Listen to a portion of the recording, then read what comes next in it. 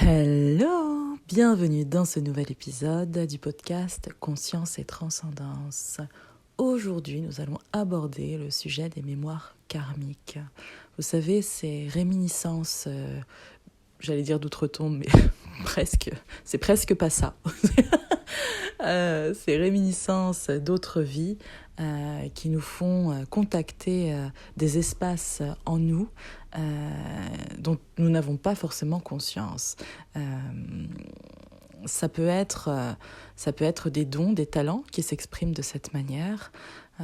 Ça peut aussi être des process, en fait, je vais vous dire d'où m'est venue cette idée de faire cet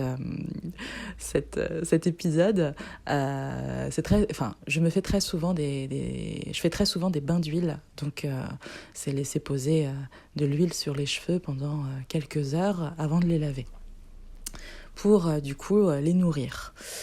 Du coup, on nourrit les cheveux avec des corps gras et on les hydrate avec des corps un peu plus aqueux, comme par exemple vous pouvez faire du gel de lin vous-même, juste à partir de graines de lin.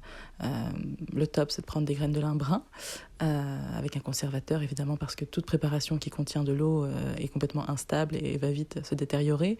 Et vous pouvez également mettre sur vos cheveux de l'aloe vera, par exemple. Bref, aparté. Les cheveux ont besoin d'être nourris et hydratés, c'est ça que je voulais dire. Mais rien à voir, enfin presque rien à voir. On va être dans le presque rien à voir aujourd'hui parce que je me faisais la réflexion, donc je viens de mettre de l'huile sur les cheveux. Et il y a notamment un geste particulier où je sens que l'effet est imminent. Vous savez, quand vous mettez la tête en bas, les femmes vont mieux voir ce que je veux dire, mais vous mettez votre tête en bas et puis vous relevez. Souvent, les coiffeurs vous demandent justement, pour avoir un effet un peu volume, pour que les cheveux se posent bien, de mettre la tête en bas et hop, de vous relever d'un coup. Voilà. C'est pas exactement le geste, mais le fait de se mettre dans cette position-là et de mettre de l'huile à la racine des cheveux, mais au niveau de la nuque. Simplement au niveau de la nuque et de la racine, quand je mets de l'huile ici, il y a un effet immédiat. Je pense que cette zone-là aussi, elle reflète un peu ce qu'on pourrait appeler l'inconscient, parce que c'est une zone, quand nos cheveux sont lâchés, en tout cas en tant que femme, qui n'est pas visible. Et je pense que mettre de l'huile et une attention particulière à ce niveau-là, donc vraiment, on va dire à la naissance de la nuque, au niveau des cheveux, il y a un effet imminent de bien-être. Je ne pourrais pas l'expliquer autrement. C'est comme s'il y avait une gratitude du corps qui se mettait en place. Je sais que c'est particulier, hein, et du coup, je voulais parler aussi de mémoire ancestrale karmique. Évidemment, on peut parler d'ancestral, puisque des mémoires karmiques, évidemment, on peut trouver forcément des ancêtres en commun, des coutumes, des traditions en commun. On a bien vu que dans différentes civilisations qui, soi-disant, n'avaient aucun lien, aucun contact entre elles, avaient des traditions, beaucoup avaient des traditions similaires. Donc je pense aussi qu'une partie de l'histoire a été énormément falsifiée, et je pèse mes mots en le disant, et que la vérité finira par ressurgir quelque part dans les années qui viennent, 10, 20, 30, je sais pas, dans le siècle qui vient. Et pour moi, ça fait partie, là, ce rituel à l'huile, ça fait partie, d'ailleurs même dans la Bible, il est question beaucoup d'huile, des onctions sacrées, dans l'Égypte antique, on les retrouvait aussi, et il y a vraiment cette... j'ai pas conscience en tant que personnalité que je le fais pour ça, mais par contre, quand je le fais, dans ma personnalité, hein, mais quand je le fais, il y a une partie de moi qui, quelque part, comme une exaltation de la présence divine, comme s'il y avait une expansion de la présence divine. Il y a quelque chose qui s'anime et qui se réveille et qui se révèle davantage. Et à chaque fois que je fais ça, j'ai un bien-être qui est immédiat. Alors, j'avais envie de partager ça avec vous parce que quand je le fais, c'est pas pour le faire, mais parce que c'est pour nourrir mes cheveux, mais j'ai conscience aussi qu'en le faisant, je vais me sentir mieux. Et ça...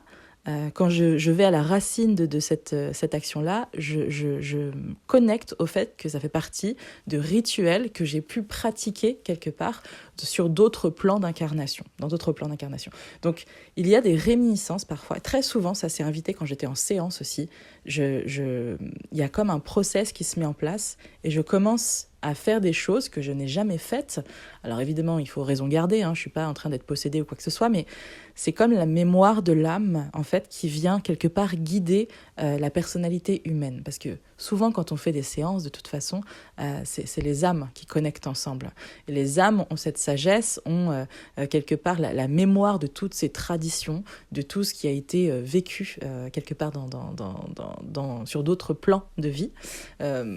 Vie antérieure, ça match depuis une vision humaine, mais du point de vue de l'âme, c'est plutôt des vies successives, enfin pas successives, mais comment je pourrais dire ça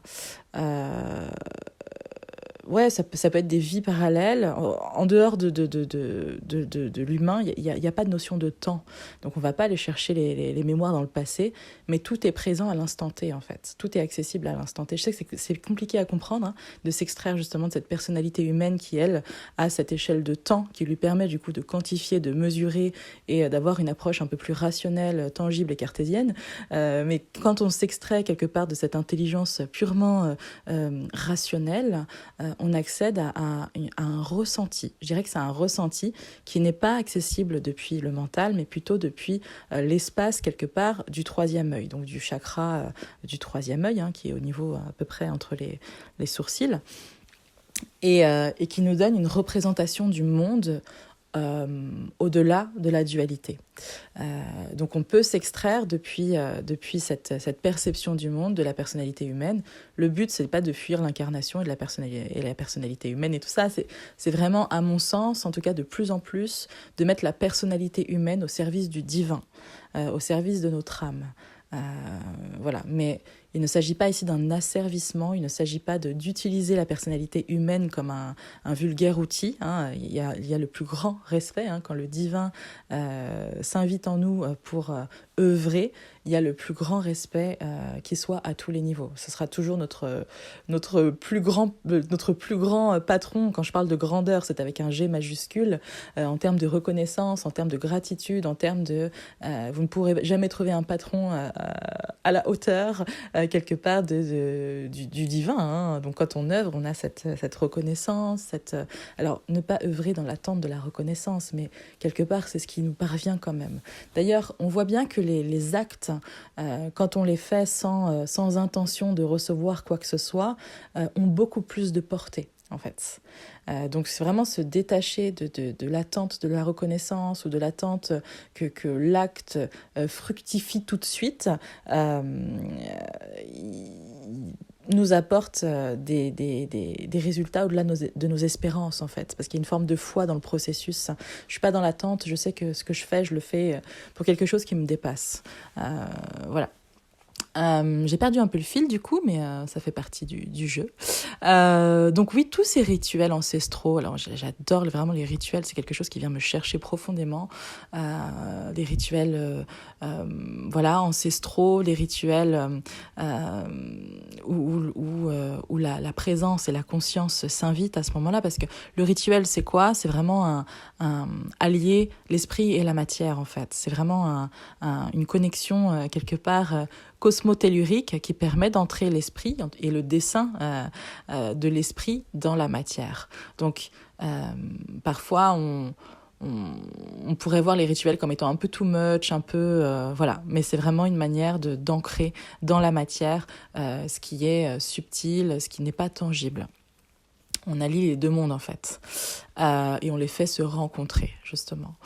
Qu'est-ce qu'on pourrait dire d'autre sur ces mémoires karmiques ? Alors, Évidemment, quand on parle de mémoire karmique, là je parlais de mémoire dans la forme de dons, de talents, ou quand comme je vous le disais tout à l'heure dans les séances, des positionnements, des choses qui s'invitent, qui n'ont jamais été faites avant, et où on sent que ça va dans la continuité de sa propre justesse. Hein. On ne sort pas d'un truc, on n'est pas possédé par quoi que ce soit, mais on est vraiment dans la justesse de l'être. Et donc quand on se laisse quelque part, quand on laisse notre âme œuvrer à travers nous, les bénéfices pour la personne qu'on accompagne et pour soi-même derrière sont les plus grands. Pour soi-même dans le sens où quand on laisse l'âme œuvrer, elle ne le fait jamais dans le sacrifice entre guillemets de la personnalité. Et donc quand on laisse notre âme œuvrer à travers la personnalité, en fait on a l'énergie nécessaire pour agir, parce que l'énergie n'est pas juste celle de l'être humain. Il y a quelque chose de plus grand qui vient nous porter. Donc c'est vraiment dans le respect de tous les domaines de notre vie. Sachant que parfois on peut se sentir asservi par l'âme en se disant oui mais attends, mais moi j'ai des projets, j'ai tout ça. Mais là, quand on a ce discours-là, c'est que quelque part on s'identifie à la personnalité humaine, que nous ne sommes pas, hein, parce que cette personnalité, elle va mourir quand on va quitter ce corps physique, d'une certaine manière. Et par contre, l'âme est ce qui, quelque part, perdure, est ce qui est le principe éternel qui nous anime. Donc c'est on pourrait dire, notre vraie identité, l'âme. Alors qu'on va s'identifier toute cette vie terrestre à la personnalité qui, elle, est éphémère. Donc finalement, on est plutôt asservi par la personnalité qui n'est pas notre identité réelle, au détriment de l'âme parfois qui a son plan, mais à la fois tout est juste et on voit que tout s'imbrique. C'est un peu des gymnastiques de l'esprit, hein, de revenir dans la dualité, à la fois dans l'unité, dans la dualité. Mais pour comprendre l'unité, on a besoin de mettre en avant la dualité. Pour comprendre la dualité, on a besoin de mettre en avant l'unité. En fait, tout est un contraste qui permet de mettre en valeur l'autre extrême, quelque part, l'autre contraste.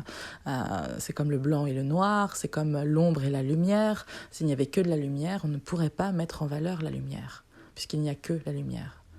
Du coup, on ne voit pas la lumière, il n'y a que ça. Donc voilà, en tout cas, on n'a pas la conscience de la lumière, puisqu'il n'y a rien, quelque part, pour la mettre en contraste. Donc l'ombre, évidemment, sert d'une certaine manière la lumière. Qu'est-ce qu'on disait d'autre ?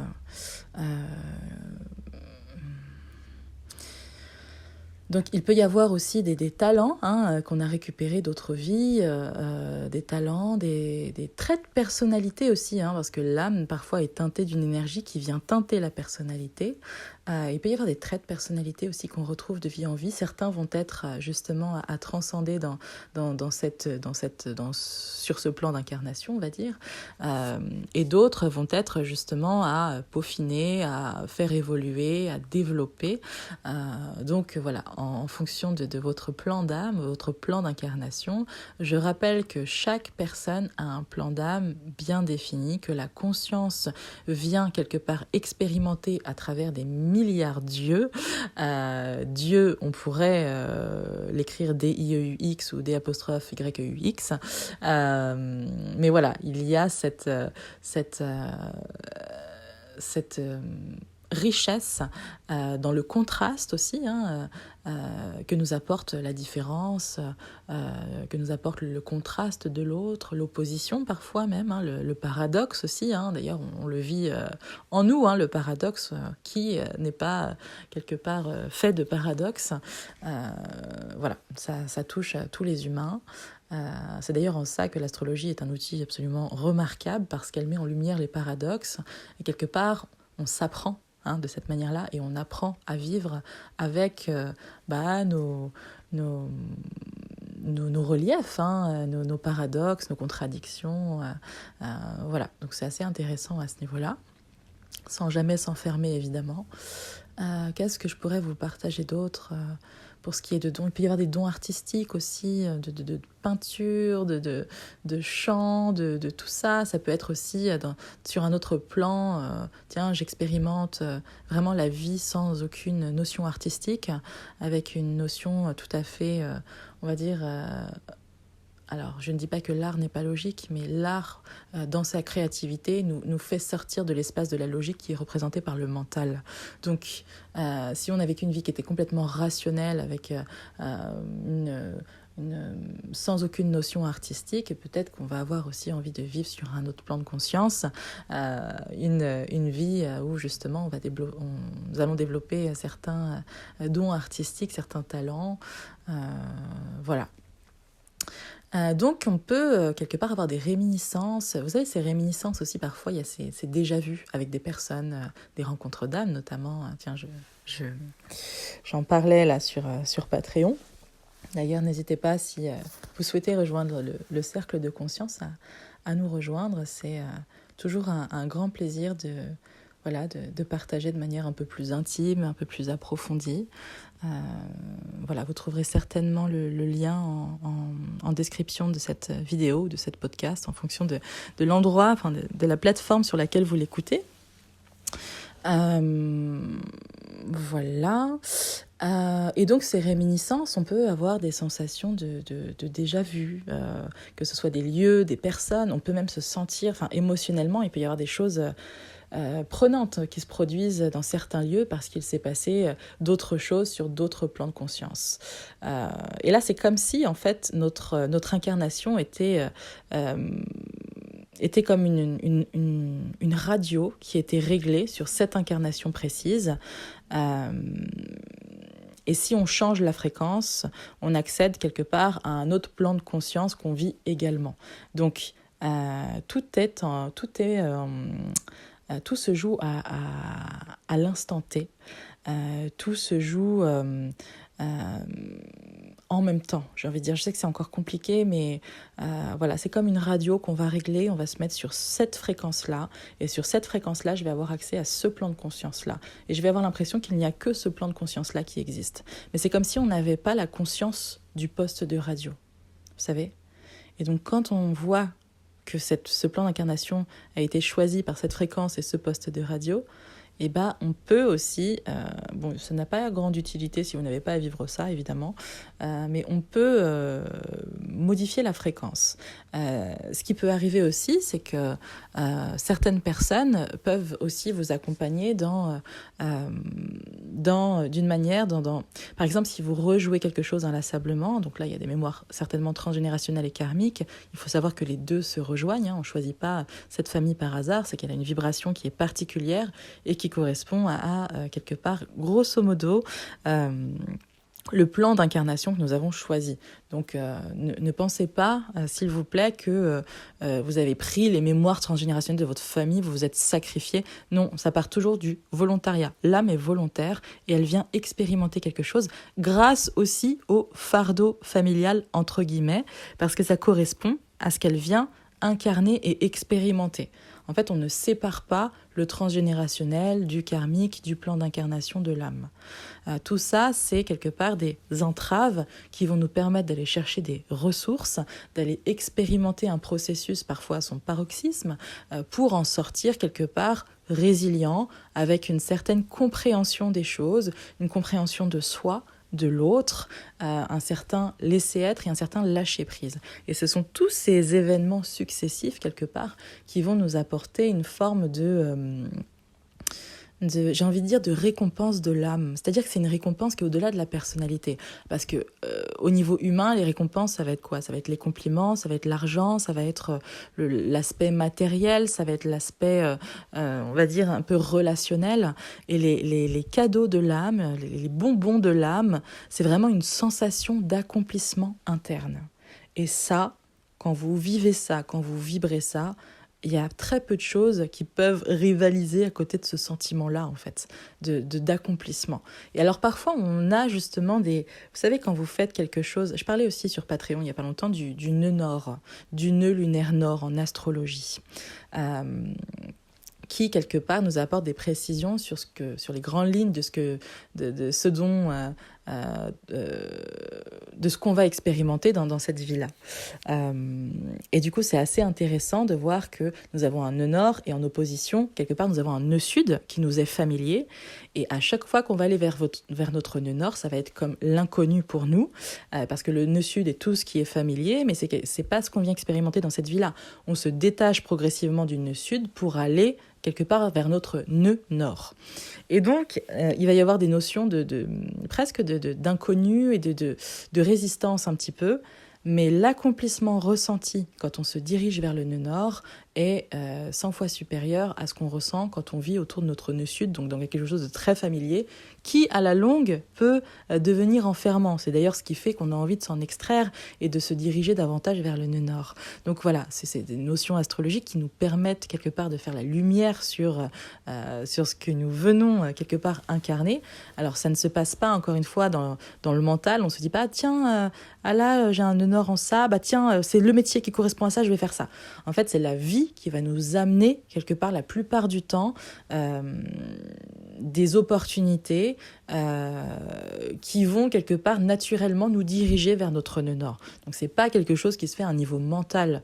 Oui, on peut le voir et on peut être conscient davantage de ce qu'on est venu incarner, mais sans pour autant se dire ah bah tiens là je vais faire ça, je vais faire ça, je vais faire ça. Parce que qui sommes-nous pour croire que nous venons vivre à travers notre mental? Donc c'est le plan de la personnalité humaine qui souvent n'a pas grand-chose à voir avec le plan d'âme. C'est pour ça qu'il se joue des choses parfois quand on est trop dans le contrôle qui n'ont rien à voir avec ce qu'on avait projeté depuis la personnalité humaine, parce que l'âme a un tout autre dessein, un tout autre projet. Donc c'est vraiment revenir sur sa voie, et parfois la personnalité n'est pas du tout ok avec ce que l'âme, et n'est pas du tout en contact d'ailleurs avec ce que l'âme vient incarner. Mais de toute façon, ça se produit. Donc ces réminiscences, c'est vraiment intéressant aussi, c'est quelque chose que j'aime beaucoup faire aussi, de canaliser les mémoires transgénérationnelles et karmiques, parce qu'il y a là des clés pour débloquer des situations, pour débloquer ah tiens, il y a autre chose qui vient, qu'il faut que je vous dise. Voilà, pour débloquer des schémas répétitifs. Quand vous allez voir quelqu'un, vraiment, vraiment, vraiment, c'est très important. Je sais que la logique voudrait qu'on aille voir quelqu'un qui a l'étiquette, qui porte l'étiquette de ce qu'on veut... de ce qu'on souhaite quelque part travailler. Par exemple, vous pouvez aller voir une naturopathe, vous pouvez aller voir un ostéopathe, vous pouvez aller voir... peu importe qui d'ailleurs, hein, tous les métiers sont vraiment intéressants et chaque personne a des richesses à apporter aux personnes qu'elle accompagne. Mais ce que je veux dire, c'est que plutôt que de se dire parfois « Ah tiens, j'ai ça, faut que j'aille voir ça. Ah tiens, j'ai ça, faut que j'aille voir tel corps de métier, tel corps de métier, tel corps de métier. » Parce que là, c'est un raisonnement qui est purement mental. Mais essayez justement d'être au contact de quelque chose d'un peu plus grand en vous, qui vous permet d'aller soigner quelque part, parce que parfois le mental va nous amener vers le fait d'aller voir quelqu'un qui va on va dire soigner le symptôme. Quand je parle du symptôme, je parle d'une manière générale. Je parle pas juste de personnes qui font que du symptomatique, mais le mental va nous ramener vers le symptomatique. Alors que l'âme va nous amener à la source, quelque part, quand on a accès à notre mental supérieur, on pourrait l'appeler comme ça, hein, qui est, on va dire, nourri et inspiré par l'âme.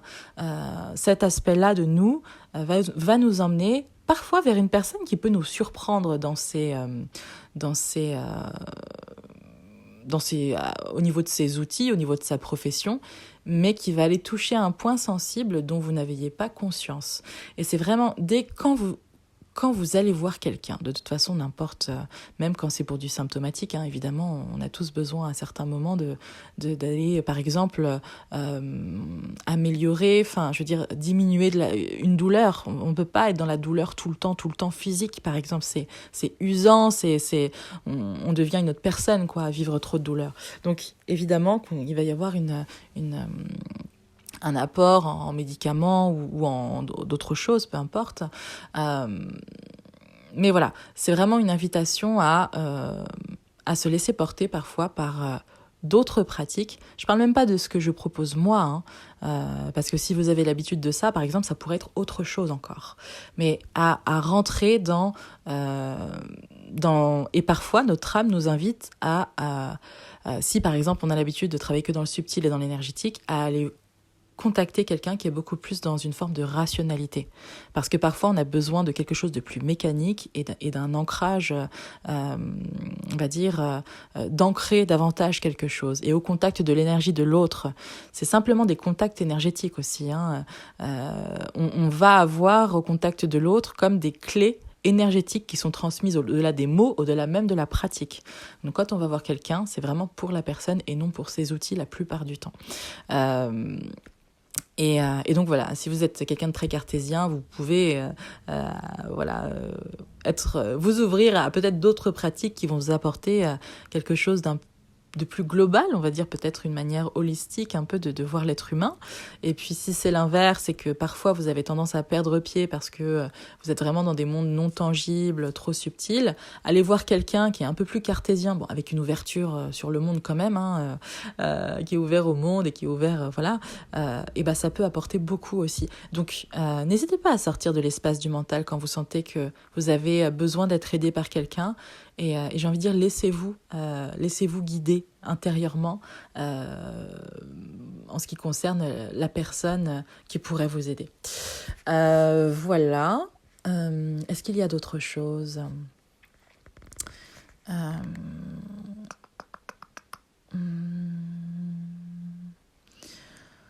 On a parlé de tellement de choses que je ne sais même pas comment je vais appeler cet épisode.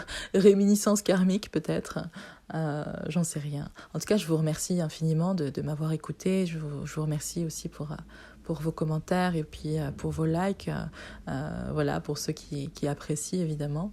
Je vous embrasse très très fort et je vous retrouve dans un nouvel épisode.